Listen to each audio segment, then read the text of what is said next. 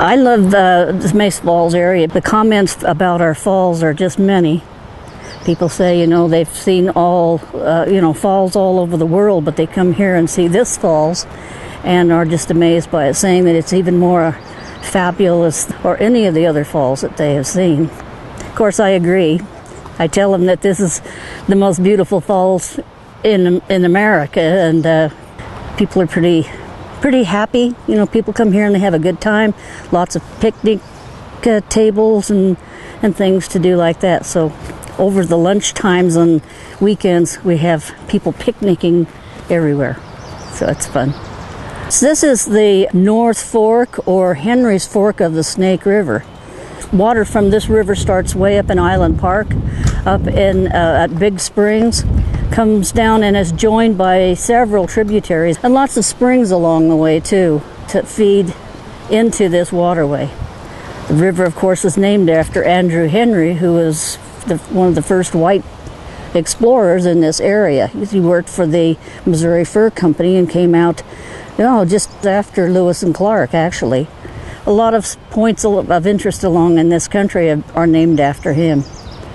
Yes, when people visit our visitor center and the surrounding area here, we do have facilities. We have the drinking water, we have restroom facilities, we have information inside the lodge. When people come to visit here at Mesa Falls, they ask what is there to see, what is there to do, and ask about hiking trails and so on. And of course, we have all these paved trails and also the nature trail going down to the Lower Falls. So people get plenty of walking here. And yes, the loop starting from the parking lot here, the loop going down and around to the falls is, I tell people that it's only like a city block from the parking lot to the falls.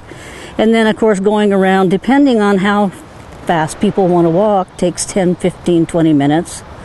Now inside we have the fur room in the back, which is a real hit, because it is really unique in that we say, yes, touch the furs. And a lot of places you visit, they say, you can't touch. But we're different that way. We let the people actually feel the furs, the difference in textures and such. And we have them labeled by numbers, and so people can tell what each one is. And where we give programs and we explain history of the area, and programs in the fur room where we talk about the different animals, some of their characteristics, habits, and what they eat, that type of thing. And so we have everything, like I say, from the muskrat down to the lynx. Yeah, this is the otter. Very thick fur and pelt, and the hide, the skin, the hide of this animal is very thick. They have no problem with swimming in icy waters in the wintertime, whether it's 30 below zero or in the middle of the summer. The cold doesn't seem to bother them. Any of the animals that you see here on this display or in this room are local to this area. They are native to the area. So you could see them any day just hiking on, in the woods. One of the things that's a real hit with folks that come here is, even they come year after year, is that we have a telescope set up on our porch where you can look across the canyon and view the osprey nest. And the parents raise chicks in that nest every year. It takes some time for the babies to get large enough so that you can see their little heads coming up out of the nest, because the osprey nest is really quite deep. That telescope on that porch is a very busy spot, and I love to teach.